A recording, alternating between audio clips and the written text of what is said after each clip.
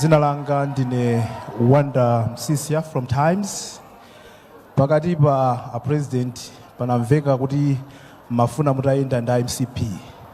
Koma kuti mwina masapota ndamene sadavumere. Sitikuonani mukuchita withdraw kuti mukuchita ndosa Chakwera. Kapena Chakwera kapabwera lachitatu lino. Sitikuonaniso mukubweranso ngati running mate awo mutachita withdraw. Thank you. Kodi ndikufuseni kuti kodi zimene zomnazimva kuti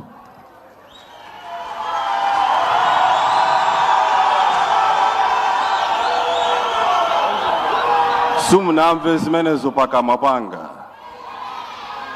Nthawi yonse ndakhala ndikuwauza Malawi chipani cha UDF chikupikisana nawo pa chisankho chikubwerachi ine ndikuyima ngati presidential candidate. Sina sintema statement. Zimene mukukamba ndi mphekesera amene mwafotokoza. Ine sindingayankhe mabodza, sindingayankhe za mphekesera. Ine ndine candidate ngati presidential candidate chisankho cha pa 16 September. Pepani. Seka, congratulations for submitting your papers. Thank you very much. What will this election mean to you, sir? I am a child of the born-free generation. I'm not a product of colonialism. We are a product of free Malawi. We want economic freedom. We want opportunities for our people. We want to innovate. We want to change Malawi. So this election to me is about the future of Malawi, the future of all of us. That is why to me, my voice and what I'm going to say, I believe is transformational. I believe will change the trajectory of Malawi. Mchichewamu masankho awa a 2025 apa 16 September. Ali ndi tanthauzo lanji kwa ine? Monga mukudziwa kuti ine nabadwa mu ufulu, sinabadwe nthawi ya atsamunda. Malawi yakhala pa ufulu, generation yanga, generation yathu ukufuna kuti isinthe chuma chathu cha dziko lino. We want economic freedom, economic transformation. Ine ndikuona kuti ndikubweretsa maganizo atsopano, kachitidwe katsopano kamene kapangitse kuti tisinthe dziko la Malawi. Ndikukhulupirira kuti ngati pali mtsogoleri amene ali ndi kuthekera, amene ali ndi maplani, amene ali ndi international connections kuti tisinthe Malawi yathu, ameneyo ndi Atupele muluzi.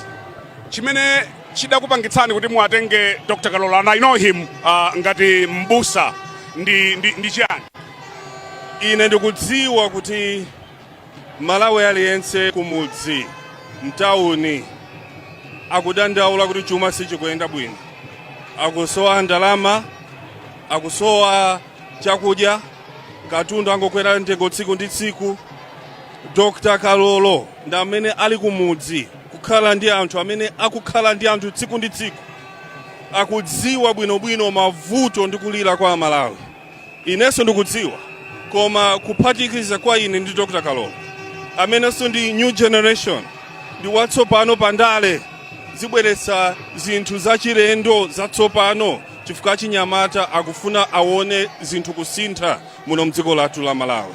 Dr. Kalolo, bodi ya church inayilandira bwanji nkhani? Amadziwa kuti ndine mtsogoleri ndesizingadabwitse. And mudzipereka bwanji ku kampeni imeneyi? Kampeni imene itipanga kwambiri chifukwa cholinga ndi chakuti tipange Malawi wabwino. Ndiye chifukwa choti tifuna Malawi wabwino tiziperekaso kwambiri pa kampeni imeneyi.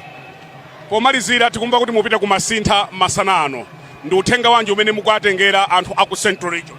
Lero tikukhazikitsa manifesto yathu komanso kampeni imene tiyendere mpaka na chisankho pa 2016. Manifesto launch yathu tikubweretsa maganizo atsopano akasinthidwe achuma cha Malawi. Nde tupempha tonse tiyeni kumasintha, ngati sititha tiyeni tionere pakanema, tiyeni tisate ndondomeko zatsopano zimene ife tikubweretsa kuti tisinthe dziko lathu la Malawi. Uthenga wanu womaliza kwa Malawi amene akutionera pa television, amene akutimvera pa wireless, enanso akutionera pa Facebook mpaka dali pano ndi wotani mwapereka mapepa lanu mama wa chisankho chikubwerachi ndikupempha Malawi onse choyambirira akavote Atupele muluzi, akavote ma MP a UDF, makansela a UDF. Koma mukhale mukudziwa kuti voti yanu ndi tsogolo lanu. Nde musapweketse voti yanu. Voti yanu ndi imene ikhoza kusintha zinthu mdziko muno. Voti yanu ndi imene ikhoza kuthetsa njala. Voti yanu ndi imene ikhoza kuthetsa katangale. Voti yanu ndi imene ikhoza kusintha chuma cha dziko lino. Voti yanu ndi imene ikhoza kupangitsa kuti mukhale ndi makobidi nthumba. Kodi muyenda nokha basi ulendo? Ife tapereka mapepala amene akufuna kudzatitsatira chitseko chathu njotsegula akhoza bwera za. Koma simukachita withdraw kuti musapotena iya. Palibe kuzowa withdraw. Ndili candidate Brian zikomo kwambiri chisankho chikubwera pa 16 ife tikapanga launch manifesto maso athu ali patsogolo ena azipitiriza ndi mabodza awo ife tikuyang'ana kutsogolo kuti sinthe dziko. We wish you well, Mr. President. Thank you very much. Thank you very much. Amenewo ndi olemekezeka Atupele muluzi. Watolapo jani mzanga? Akuoneka ngati alimba mtima kuti akufuna di kuyimira kuti akhale ndi Malawi kukavotera aphungu awo komanso kukavoterawo ngati presidential candidate. Koma pandale Brian china chilichonse chimatha kuchitika. Pandale panali nthawi ina ake mwe sitinkadziwa kuti Malawi Chilima angavomera kukhala running mate wa Chakwera. Nde pandale china chilichonse is possible. Chitha kuchitika, munthu atha kupereka zikalata zake kuno. Chifukwa akapereka zikalata kuno ndi kukumbutsa kuti Frank mwene fumbo apanga withdraw kunena kuti ine sindikuyimiranso ndikasapota Peter Mutharika. Koma mkati mwakwerengerabe kuti akanali ndi 22 presidential candidates. So mkati mukupereka zikalata ndithu zikusonyeza kuti iweyo walimba mtima ukukayimira walumbira kuti uyimira koma pandale everything is possible. Atupele muluzi tsopano akwera galimoto ya mpandadenga ndi running mate yawo Dr. Rex Kalolo kuchoka pano pa BICC. Pobwera sana bwere chonchi apa pano ndoti kwauza anthu otsatira chipani kuti it's now official. Uyu ndi running mate wanga akupita no limodzi pa galimoto imene ya mpandadenga. Koma pobwera onse anabwera ndithu ali pa galimoto yomwe kuona nkati zinali zovuta kwambiri. Tinted uja kuti black oti sungaone nkati koma pobwera ndithu akubwera limodzi. Morale is very high now. Morale is very high. Anthu sinangaona mtsogoleri wawo. Obanja olo ndiyo mutakhala kuti mukuyimira. Mutokhala ndi anthu awo. Kozokhala morale? Kodi tu. Oyamba kozokhala iwe? Hayi koma amaya abanda. Muzango ndikangati running mate.